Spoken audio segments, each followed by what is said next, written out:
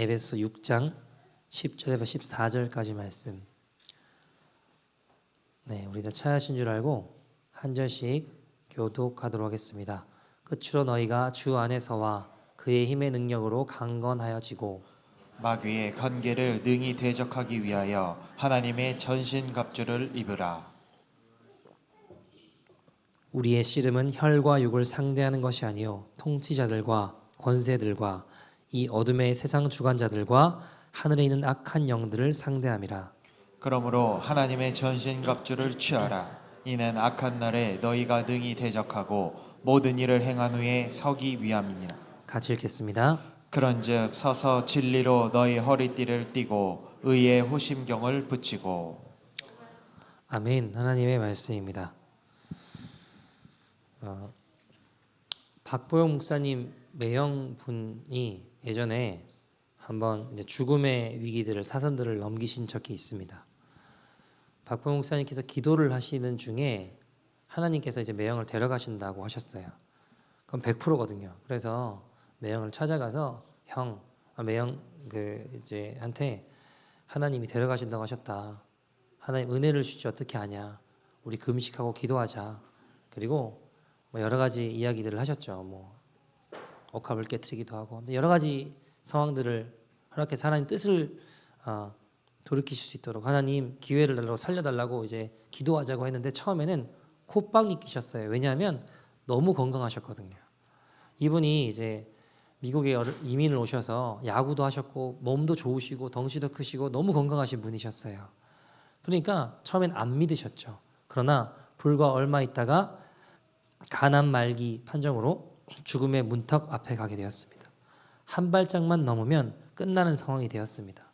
건강하게 승승장구하던 분이 갑자기 하루아침에 가난 말기 환자가 되고 간 전체에 암이 퍼지게 된 것이죠. 다 끝나버린 것 상황 같은 가운데 또 금식하고 기도하는 가운데 순번이 아님에도 불구하고 어떻게 안 맞고 해가지고 나한테 맞는 간이 오게 되었습니다. 기적적으로 오게 됐죠. 너무 감사한 일이죠. 이식 수술을 받으려고 하는데 이 간이 좀 작았어요. 요만한 이 간이었는데 직접 보니까 너무 작아서 안 되는 거예요. 그래서 사이즈가 많은 아이한테 주게 되었습니다. 이젠 진짜 끝난 거예요. 이식 차례가 오는 것도 놀라운 일이지만 그 온 간도 이제 너무 작아서 다른 사람한테 주면 순번이 밀리니까 이제 끝나는 거잖아요. 근데 또 열심히 기도하는 가운데 기적적으로 간이 또 오게 되었습니다. 이런 경우가 없거든요. 근데 이제 결정을 하기를 몸을 열어보고 전이 됐을 가능성이 너무 많기 때문에 이건 거의 끝난 상황이기 때문에 열어서 만약에 전이가 되면 그냥 포기하고 그간 다른 사람한테 주고 열어서 만약에 전이가 안 됐다고 하면 이 수술을 하기로 했습니다. 그래서 뭐 사인을 하고 이제 하고 준비시켜 열게 되었습니다. 너무 놀랍게도 암이 간 전체에 완전히 퍼져 있는데 다른 것에는 전이가 하나도 이루어지지 않은 거예요. 그래서 수술을 하게 되었고 수술이 무사히 잘 끝나게 되었습니다. 그럼 다 끝난 줄 알았습니다. 근데 여러분 수술하고 나서 간에서 피가 나오는 거예요. 이게 말이 됩니까 여러분? 죽음의 사선을 넘나들게 있었죠. 자 어쨌든 거두절미하고 결국 어쨌든 하나님의 은혜로 다 치료돼서 남의 간을 받고 살아났습니다. 자 여러분 죽음의 문턱에서 하나님의 은혜로 살게 되었어요. 그러면 한번 생각해 봅시다. 죽다 살아났으니까 이제는 하나님의 은혜에 붙잡혀서 살아가야 되는 거 아닙니까? 그 전에 욕심 부리며 살던 것들 없어졌겠죠. 그 전에 살던 모든 옛사람의 죄악된 습관들을 벗어내고 내가 죽고 예수님으로만 살겠죠. 거룩하게만 살겠죠. 처음에는요. 눈물과 정말 간절한 마음으로 살았습니다. 휠체어를 타고 안병동을 돌면서 캔서 걸린 사람들한테 막 찾아다니면서 전도를 하고 복음을 전하고 하나님 사랑을 증거했습니다. 박보영 목사님도 누님도 그 암 환자들을 돌보는 일들을 같이 했습니다. 밥도 먹이고 돌보고 이런 일들을 막 은혜 가운데 넘치게 했다고요. 지금 20여 년이 지나셨습니다. 지금 마음은 어떠실까요? 그때의 마음과 동일할까요? 어떻게 생각하세요? 지금도 안병동을 누면서 어려운 사람들 돕고 계실까요? 그렇지 않으시더라는 겁니다. 나도 모르게 어느 순간 보면 옛 사람으로, 옛 습관으로, 옛 죄악된 모습으로 욕심부리고 헛된 것을 추구하고 쫓아가던 마음과 태도와 모습으로 돌아가려고 하더라는 겁니다. 세상적인 가치관, 옛 사람, 옛 습관도 나도 모르게 돌아간다는 겁니다. 그래서 여러분, 신앙생활은 우리가 주님 앞에 가는 그날까지 전투입니다. 전쟁이에요. 싸워야 됩니다. 주님의 은혜에 감격하던 순간들을 잊어버리게 하고 나도 모르게 내 옛 모습으로 돌아가려는 자아와의 싸움입니다. 여러분, 거룩한 싸움, 거룩한 전쟁을 통해 우리는 다시 진리 되시는 예수님께 집중하게 되는 거예요. 나도 모르게 이제 주님밖에 없습니다. 하나님 은혜 감사합니다. 죽은 나를 살리셨습니다. 예수님께 향하는 그 포커스가 어느새 나도 모르게 흩어진다고요. 다른 곳을 향하게 된다고요. 그렇기 때문에 다시 진리 전쟁을 선포하고 예수 그리스도를 향해 나아가기로 결단하며 거룩한 싸움을 멈추지 않고 걸어갈 때에 다시 우리의 어긋난 시선들이 예수님께 돌아오게 된다는 것입니다. 여러분, 진리 전쟁이라고 하는 건 진리를 지켜내기 위해 생명과 맞바꿀 수 있는 전쟁입니다. 오늘날 진리를 찾고 진리를 알고 진리를 수호하며 진리대로 믿는 진정한 믿음의 삶을 살아내기 위해 전부를 걸어야 되는 전쟁과 같은 상황에서 여러분, 우리가 인정하고 인정하지 않고 우리는 그 상황에 직면해 있습니다. 그래서 오늘 성경은 우리에게 악한 마귀와의 싸움을 하기 위해서 뭐라고 이야기하나요? 하나님의 전신갑주를 입으라 라고 이야기하고 11절에 이야기하고 있습니다. 그래서 오늘 첫 번째 하나님 전신갑주 살펴보는 첫 번째로 14절 말씀 보시면 그런즉 서서 진리로 너희 허리띠를 띠고라고 이야기하죠. 진리의 허리띠를 띠라라고 말씀하셨습니다. 자, 여러분, 허리띠를 띈다라는 게 무슨 말일까요? 그리고 왜 하필 전신갑주를 살펴봄에 있어서 가장 먼저 진리의 허리띠를 띠라라고 먼저 말씀하셨을까요? 이유가 뭘까요? 왜 허리띠를 띠라고 가장 먼저 말씀하셨으며 또한 이 허리띠를 띈다는 게 무슨 의미일까요?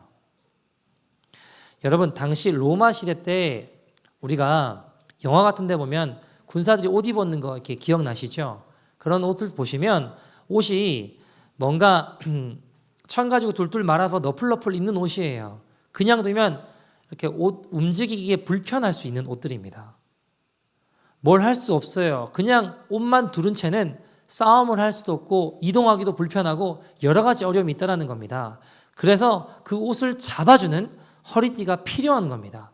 조금 더 쉽게 이해해 본다면 한국의 고유 전통 의상 중에 한복이라는 것이 있습니다. 그죠? 한복이라는 건 좀 이렇게 좀 큰 옷이고 그냥 그 옷만 두르면 움직이고 뭔가 행동하고 일하기가 되게 불편해요. 그래서 그 허리에 옷을 잡아주는 게 없으면 너풀거려서 뭘 할 수가 없다고요. 여자들이 일할 때 허리에 띠를 두릅니다. 우리들의 돌쇠들은 몸에 딱 달라붙도록 옷을 묶어서 일을 할 수 있도록 한다고요. 자, 일에만 집중하도록 허리에 옷을 잡아주는 역할을 하는 것이 바로 이 허리띠입니다. 그래서 여러분, 허리띠를 띈다라는 의미는 여기저기 너풀거리는 옷을 잡아주는 것처럼 우리가 여기저기 분산된 시선들을 포커스를 싱글 포커스로 모아주는 것을 의미합니다. 여러분, 전쟁에 있어서 가장 기본이고 모든 것을 받쳐주는 기초가 바로 이 허리띠라는 겁니다. 왜냐하면 이거 없으면 옷을 펄럭이면 전쟁을 치를 수가 없으니까요. 딱 잡아주는 거, 싱글 포커스로 모아주는 것을 의미합니다. 자, 여러분, 무엇에 집중해야 되는 걸까요? 무엇에 포커스를 맞춰야 되는 걸까요? 오늘 허리띠를 수식하는 단어가 뭔가요? 무슨 허리띠라고 하나요? 진리의 허리띠를 띠라고 이야기하죠. 진리입니다. 여러분, 진리가 무엇입니까? 변함없는 하나님의 말씀입니다. 진리가 무엇입니까? 예수 그리스도십니다. 요한복음 14장 6절은 뭐라고 이야기하나요? 내가 곧, 예수님이 이렇게 이야기하셨죠? 내가 곧 길이요 진리요 생명이라고 하셨어요. 누가 진리 되신다고요? 예수님이요. 누구에게 집중하는 거예요? 예수님께 집중하는 겁니다. 여러분, 우리는 이 진리의 말씀을 붙잡고 나눠져 있는 포커스들, 이것저것 귀를 기울이다가 이젠 정말 주님밖에 없습니다 하던 내 마음들이 나눠진 채 여기저기 다른 것을 기울이고 다른 것을 붙잡고 다른 것에 신경 쓰며 살아가던 우리의 포커스가, 나눠진 포커스가 다시 진리 되신 예수님께, 주의 말씀에 포커스를 맞춰서 걸어가게 하는 것이 바로 진리의 허리띠라는 것입니다. 베드로전서 1장 13절 이렇게 이야기합니다. 같이 읽어볼까요? 시작. 그러므로 너희 마음에 허리를 동이고 근신하여 예수 그리스도께서 나타나실 때에 너희에게 가져다 주실 은혜를 온전히 바랄지어다. 아멘. 자 보세요. 그러므로 너희 마음의 허리를 동이고 근신하여, 그 다음 뭐라고 하죠? 예수 그리스도께서 나타나실 때에. 예수님 나타나시는 때가 언제예요? 다시 오시는 때입니다.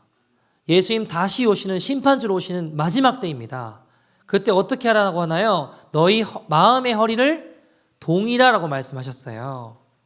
여러분, 우리가 이것저것 기웃거리며 헛된 것에 마음과 생각이 빼앗긴 채 살아갈 수밖에 없는 환경 가운데 마음의 허리를 동여서 예수님 다시 오심을 준비하고 은혜의 때를 온전히 바라라고 성경은 이야기하고 있습니다. 여러분, 세상의 거대한 물결에 우리가 휩싸이기 쉽습니다. 정신을 똑바로 차리지 않으면 나도 모르게 끌려가게 된다고요. 나도 모르게 휩쓸려 갑니다. 이솝 우화에 이런 이야기가 있습니다. 다람쥐가 졸고 있다가 도토리가 떨어졌어요. 그 소리를, 떨어지는 소리를 듣고 깜짝 놀라가지고 뛰기 시작했어요.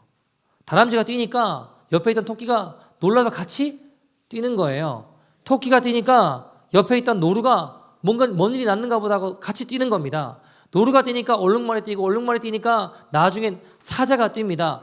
밀림에 난리가 난 거예요. 난리가. 한참을 뛰던 그들이 가다가 갑자기 멈췄어요. 사자가 물어봅니다. 얼룩말한테 너 왜 뛰었냐?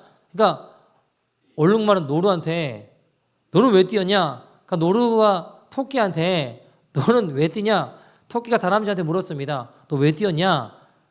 그냥 무슨 소리가 나서 뛴다라는 거예요. 여러분, 웃기죠? 근데 우리가 인생을 이렇게 살 수 있다니까요.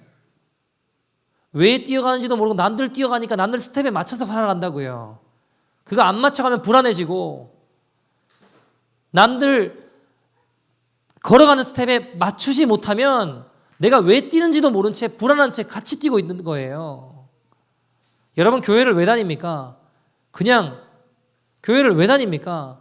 요새 마음이 좀 힘들어서요. 요새 교회를 왜 다닙니까? 가정에 불화가 있어서요. 교회를 왜 다닙니까? 마음의 평안을 얻기 위해서요. 여러분, 번지수를 잘못 짚은 겁니다.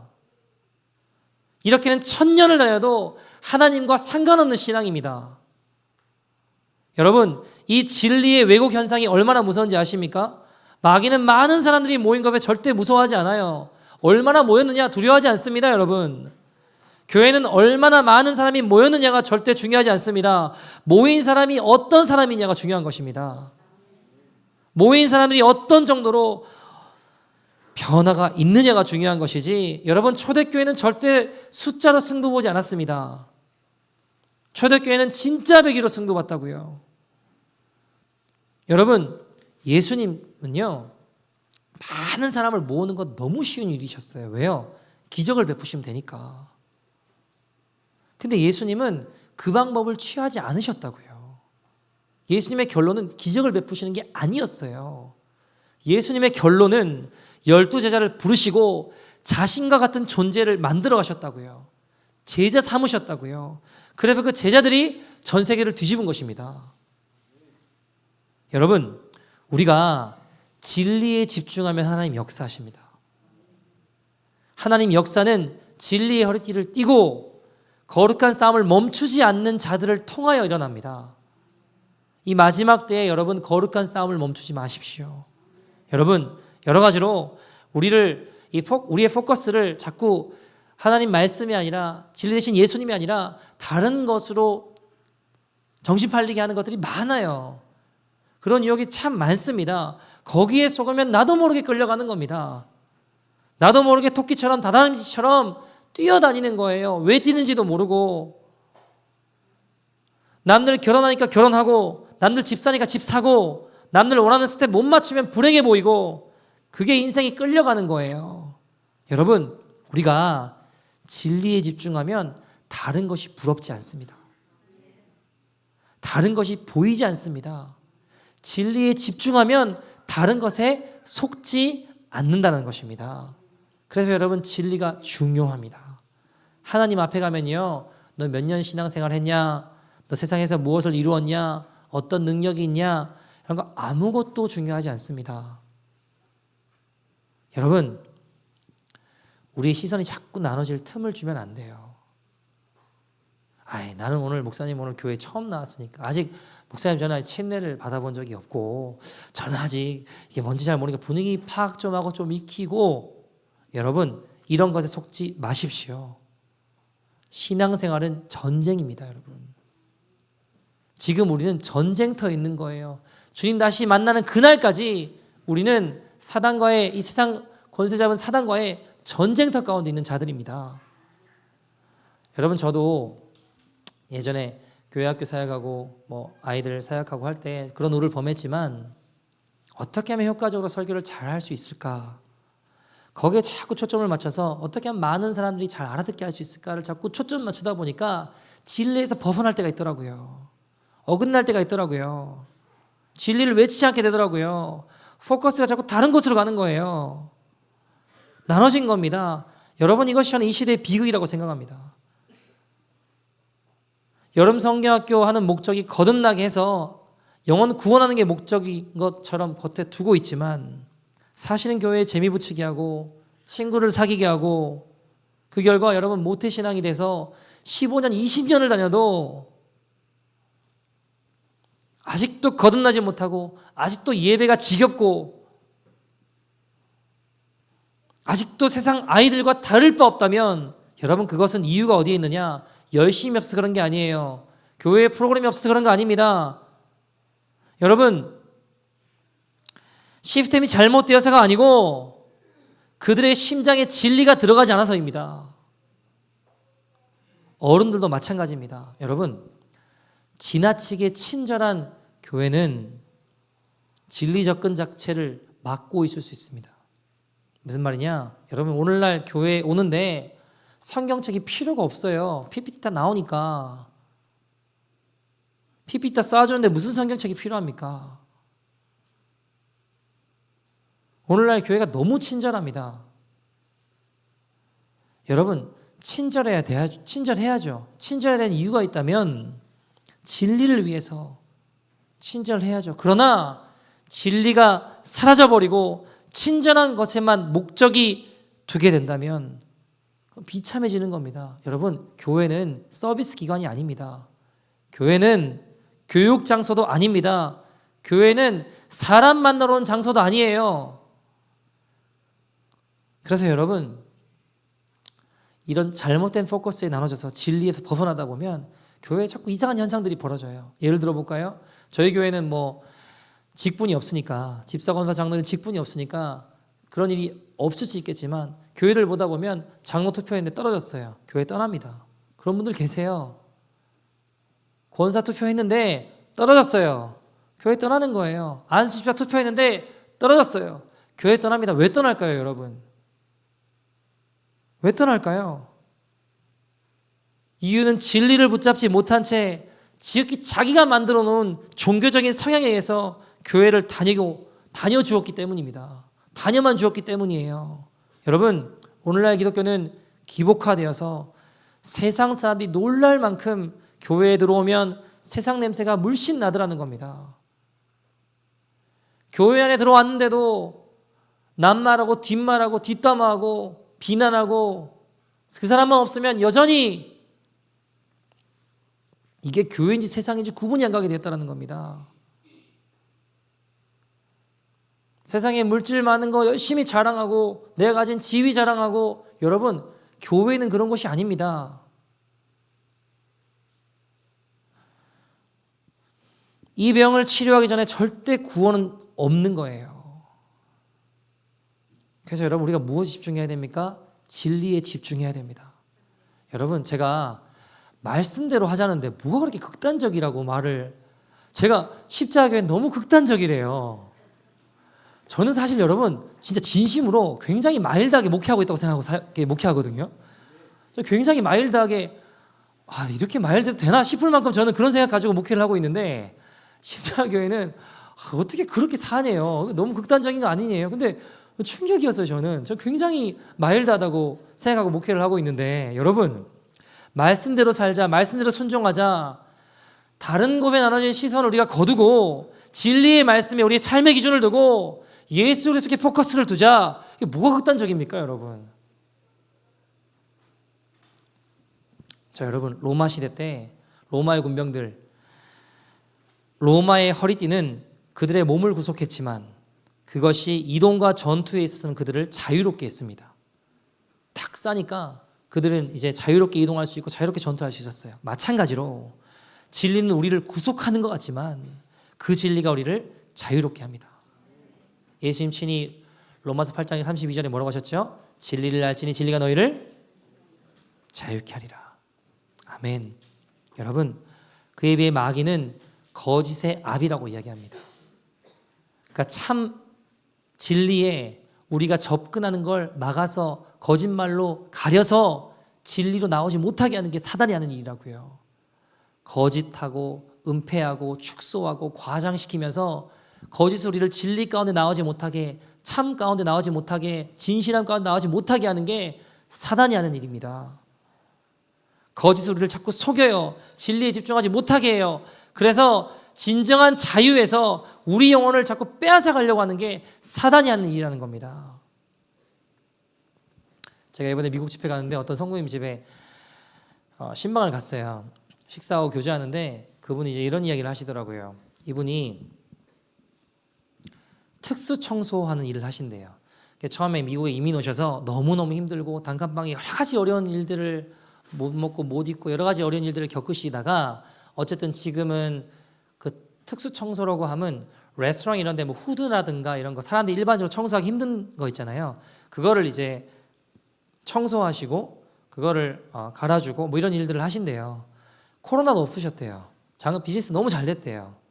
왜냐하면 장사는 어차피 해야 되니까, 비즈니스는 어차피 해야 되니까 그 건물들, 그 비즈니스들을 그 특수 청소하는 일들을 했는데 너무 잘 되셨대요. 너무 잘 되다 보니까 어떤 유혹이 생길까요? 여러분 너무 어렵고 힘든 가운데 하나님 앞에 열심히 걸어가 보려고 몸부림치면서 하나님 주신 비즈니스예요. 하나님 뜻대로 하겠다고 시작한 겁니다. 근데 시간이 흐르고 비즈니스가 잘 되다 보니까 어떤 유혹이 생길까요?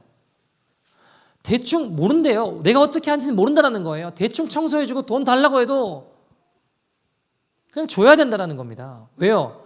그 청소하는 일들은 사람들 잘 모른다는 거예요. 레스토랑 주인이 어떻게 청소하는지 모른다는 겁니다. 너무 바쁘고 할 일이 많으니까 대충 좀 해주고 돈 달라고 하면 돈 받아낼 수 있다는 겁니다. 가야 될 때 많으니까 대충 해놓고 했다고 하고 돈 달라고 하는 그런 유혹들이 많이 일어나더라는 거예요. 과장하고 싶고 축소하고 싶고 은폐하고 싶고 거짓의 아비인 사단에게 진리 가운데 나오는 게 아니라 정직하게 살아라 말씀하시는 예수님 말씀이 아니라 다르게 살고 싶은 유혹이 자꾸 일어나더라는 거예요. 사단은 자꾸 주의 말씀이 아니라 다른 것에 포커스를 나누게 만들어요. 여러분 이분이 최근에 코로나 때 어떤 비즈니스 하려면 소방법 스티커를 붙여야 되잖아요. 여기는 다른지 모르겠는데 어쨌든 그거를 하는 거를 공부하셔서 자격증을 따셨어요. 그래서 뉴욕에서 한인들 중에는 처음 이분이 그걸 따셨대요. 그러다 보니까 레스토랑이나 이런 데 이제 더 바빠지신 거예요. 비즈니스 2개 하게 되셨는데 하나님 주셨대요. 하나님 주셔서 어렵고 힘들었는데 하나님이 다 허락해 주셨대요. 근데 여러분 이게 또 바빠지다 보니까 어떤 유혹이 들까요? 부르는 게 값이라는 거예요. 대충 검사하고 뭘 검사하는지 모르거든요. 500불 달라면 500불 줘야 된대요. 등 하나 갈고 50불 달라면 50불 줘야 된대요.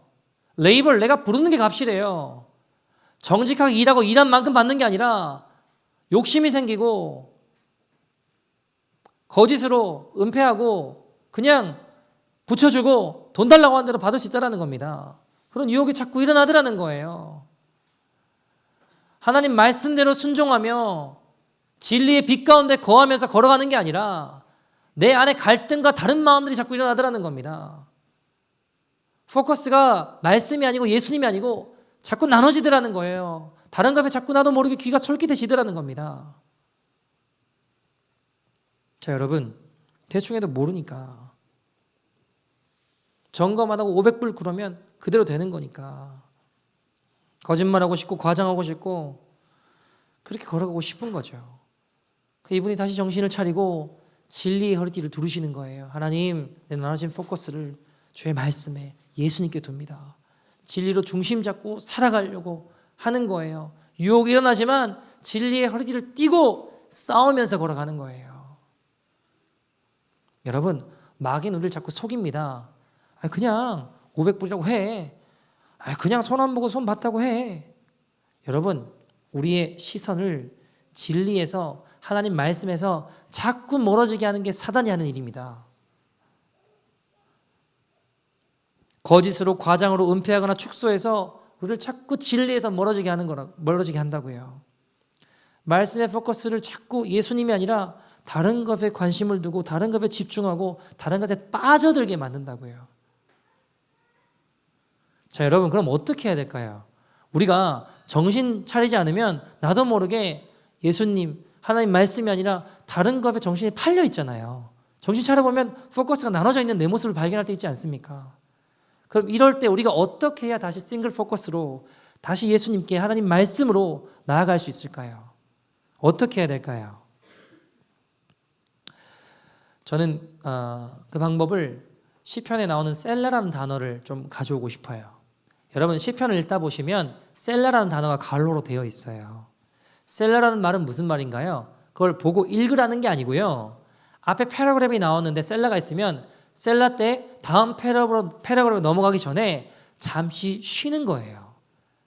잠시 머물고 음미하고 앞 내용들을 되돌아보는 거거든요. 여러분, 우리 인생이 너무 바쁘다 보면 포커스가 흐려져요. 잠시 쉼을 가지고 집중해서 우리 삶을 되돌아볼 수 있는 셀라가 필요하다는 겁니다. 그래야지 흩어진 포커스를 다시 모아서 주의 말씀으로 내가 이게 어긋났었구나, 내가 이게 잘못됐었구나 라는 것들을 되돌아볼 수 있는 셀라의 시간이 필요하다는 것입니다. 여러분, 인생에 있어서 셀라 참 중요해요. 이게 쉼이라고 생각할 수도 있고 또는 동시에 집중과 조준의 시간이라고 생각할 수 있습니다. 여러분, 사실 여기저기 마구잡이 막 총을 갈겨대는 사람보다 더 무서운 사람이 저격수 아닙니까? 딱 노리고 있다가 그 사람을 정확하게 저격해가지고 조준해가지고 집중해서 확실히 죽이는 것이 더 무서운 거 아닙니까? 조준의 시간이 뭐예요? 하나님 앞에 무릎 꿇고 나가는 시간이에요. 여러분, 솔직히 우리 삶을 한번 생각해 봅시다. 너무 바쁘지 않으세요? 속도보다 중요한 게 방향이라고 다 알고 있습니다. 근데 우리 삶을 가만히 들여다보면 상당히 바쁘긴 한데 방향을 잃어버린 경우가 얼마나 많습니까? 기도도 못할 정도로 바쁘다는 게 정상입니까, 여러분? 그러니까 결국 우리가 초점이 없는 인생을 살아가더라는 거예요. 우리가 하나님 앞에 나아갈 때 하나님, 이 바쁘고 분주한 나의 분주함으로 흐려진 나의 포커스가 이 가운데 하나님 내게 셀라를 허락하여 주셔서 내 자신을 되돌아보게 하여 주시옵소서. 주님 말씀에 다시 집중력을 발휘하는 인생이 되게 하여 주시옵소서. 그렇게 셀라의 시간을 가지고 나아가는 저와 여러분 되기를 간절히 소원합니다. 그렇게 다시 기도하며 진리에 집중하는 거예요. 하나님 말씀에 내가 어긋난 것이 무엇인지를 되돌아 봐야 됩니다. 그래서 다시 예수님께로 하나님 말씀에 포커스를 두고 걸어가는 거예요. 여러분, 디모데전서 4장 5절 보시면 하나님의 말씀과 기도로 어떻게 된대요? 거룩하여진대요. 거룩하지 않고서는 주님을 볼 수 없다라고 히브리서에 말씀하셨습니다. 그러면 거룩하여지는 길은 하나님 말씀과 기도라고 했는데 하나님 말씀과 기도할 수 있는 시간의 셀라의 시간이 우리에게 주어지지 않는다면 우리의 포커스는 당연히 흐려질 수밖에 없는 거예요. 거룩해질 수 없는 겁니다, 여러분. 예수님 닮아갈 수 없는 거예요. 여러분, 그래서 이 시간이 우리에게 필요합니다. 제가 말씀 준비하면서 떠올랐던 한 인물이 있습니다. 여러분, 우리가 인생을 살면서 바쁘죠. 또 어려운 일들도 있죠. 그리고 시대를 보다 보면 너무 타락했고 안타깝고 어려운 일들이 너무 많습니다. 야, 이거 진짜 다 끝나버린 거 아닌가. 교회들을 봐도 시대를 봐도 세대를 봐도 너무 많은 것들이 변질되고 타락했고 어려운 것들이 많아요. 내가 어떻게 할 수 없는 것처럼 보이는 일도 많고요. 내 코가 석자라서 지금 내 앞에 주어진 일들만 봐도 해결하지 못하고 어려운 일들이 많이 있을 수 있습니다. 그러다 보면 어떨까요? 거기 자꾸 매몰되다 보면 포커스가 흐려져요. 예수님 안 보인다고요. 하나님 말씀이 어떻게 되어 있나 잊어버립니다. 그리고 그 문제 앞에 직면한 채 그냥 거기에 빠져서 살아간다고요. 그렇게 끌려가게 됩니다. 제가 마음에 떠올랐던 사람이 한 사람이 있어요. 모세였습니다. 여러분, 이스라엘 백성들이 하나님의 은혜로 종살이하다가 노예 생활하다가 하나님의 은혜로 출애굽했어요. 엄청난 은혜죠. 홍해를 가르는 기적을 맛보고 하나님 구름 기둥과 불 기둥을 맛보고 하나님 은혜와 능력을 맛봤습니다. 근데 여러분, 어느 날 그들의 시선이 흐려져 있고 포커스가 어긋나 있는 걸 봐요. 모세가 시내산 올라가니까 어떤 일을 벌이나요? 금송아지 만들어요. 거기 우상에다가 절하고 있어요. 하나님께 향하던 시선이 흐려져서 다른 우상에게 절하고 있는 거예요. 끝장난 겁니다. 죽어야 돼요. 이젠 다 끝나버린 상황입니다. 소망이 없는 상황이에요. 근데 여러분, 망하게 되고 죽게 된 그 상황에 모세가 어떻게 기도하나요?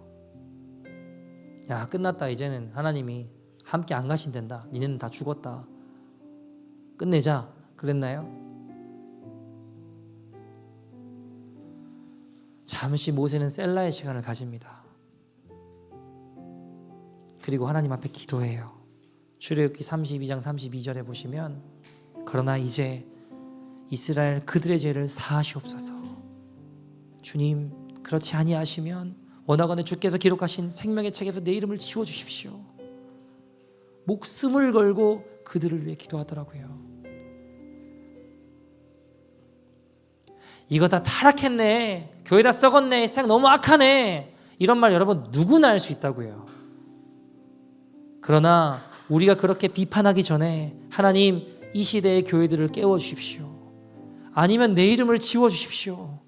하나님, 나도 모르게 변질되는 내 모습, 이 시대 가운데 어떻게 해야 됩니까? 하나님, 이 민족을 살려주십시오. 살려주시지 않으면, 이 민족의 범죄를 용서하시기 어려우시면 나도 버려달라고 기도하는 거예요. 내 생명 취하시고 버리시더라도 또 이 땅을 구원해달라고, 살려달라고 기도하는 겁니다.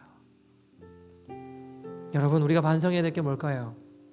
교회가 다 병들었대요. 세상이 다 타락했대요. 목사들이 문제래요.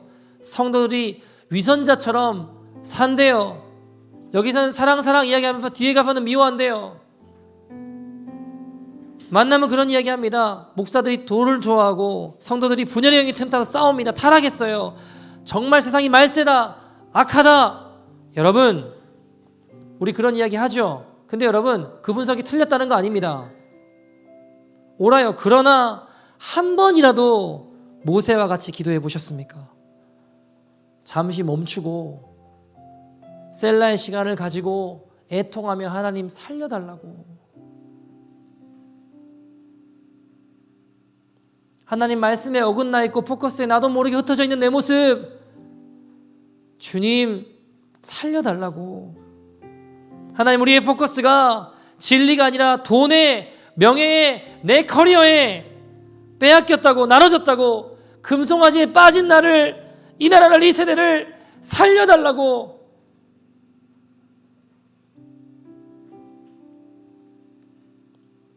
우리가 이 시대 교회와 사회를 보며 취해야 될 태도는요, 이게 문제야 저게 문제야 그렇게 비판하는 게 아니라 그것을 위해 모세처럼 사활을 걸고 기도하는 것입니다. 여러분, 우리도 세상 사람들과 똑같이 살면 안 돼요. 똑같이 말하면 안 됩니다. 누구나 할 수 있어요. 교회가 타락했네, 우리 집은 이게 문제네, 지금 세상 이게 문제네, 저게 문제네 할 때 인간적인 마음으로 내 생각이 하나님의 뜻보다 앞서면 하나님의 은혜는 없습니다. 그게 망하는 겁니다. 그게 변질을 부추기는 겁니다. 변화의 가능성마저 포기하는 겁니다.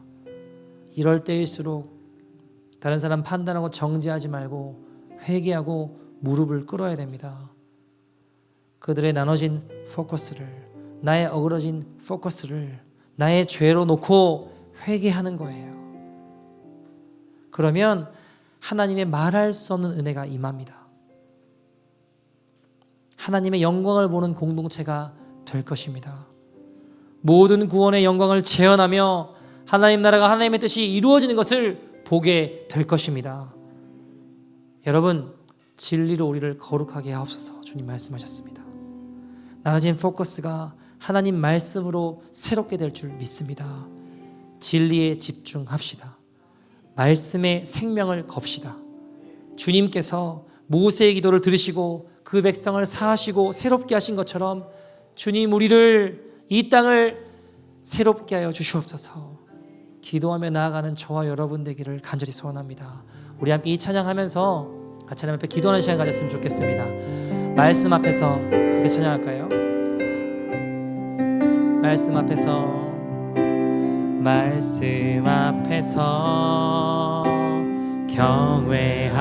경외함으로 주께 홀로 섭니다. 주께 홀로 섭니다. 생명의 말씀 읽고 순종해 주님만을 예배합니다. 주를 예배합니다. 다시 한번 찬양합시다. 말씀 앞에서 경외함으로, 하나님 말씀 앞에서 내가 주님을 경외하고 두려워함으로 주님 앞에 이 시간 홀로 섭니다. 사람들이 이렇게 말하건 저렇게 말하건 관계없이 내가 이 시간 주님 앞에 서기를 소원합니다. 생명의 말씀 읽고 순종해 주를 예배합니다. 기록된 말씀 힘이 있어서 진리로 우리 거룩해 하며 거룩한 말씀 세세 영원히 주님의 복음이 되어 오늘 이 시간 우리에게 말씀하십니다.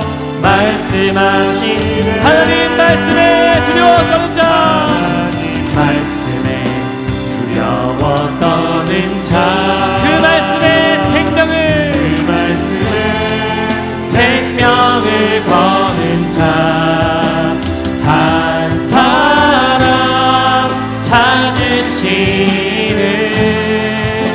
주님의 약속을 믿어 하나님 말씀에 운명을 거는 자, 순종하며 주 따라가는 자, 영원한 하나님 나라 일어날 주의 교회여 하나님 말씀에 두려워 떠는 자, 하나님 말씀에 두려워 하나님 진리의 그 말씀에 나의 생명을 겁니다. 하나님 내가 나눠진 나의 포커스를 세상을 향해 빼앗긴 나의 시선을 이 시간 주의 말씀에 두고 나아갈 때에 그렇게 걸어가는 자들을 통해 주님의 약속의 말씀이 이루어질 줄 믿습니다. 하나님 말씀에 운명을 거는 자, 하나님 말씀에 운명을 거는 자, 주의 말씀 순종하며 주 따라가는 자, 영원한 하나님 나라 일어날 주의 교회여 일어나라. 우리 시간 같이 한번 기도했으면 좋겠습니다. 사랑하는 여러분, 흩어진 우리의 포커스를 다시 진리에 집중합시다. 헛된 것으로 흐려진 나의 포커스를 다시 진리에 집중합시다. 하나님, 나의 삶의 셀라를 만들어 하나님 앞에 무릎으로 나아가는 인생이 되게 해달라고 시작같이 한번 기도합시다. 여러분, 우리 힘으로 사단 못 이깁니다. 가만히 있으면 절대로 세상 가치관에 사로잡힐 수밖에 없습니다. 죽습니다. 기도하는 입술이 되게 하여 주시옵소서. 하나님 앞에 무릎으로 승부 보는 믿음의 인생이 되게 하여 주시옵소서. 이 마지막 날 싸움에 기도로 진리에 집중하는 승리하는 믿음의 인생 되게 하여 주시옵소서. 다같이 주의 이름 부르고 동서로 기도합니다. 주여.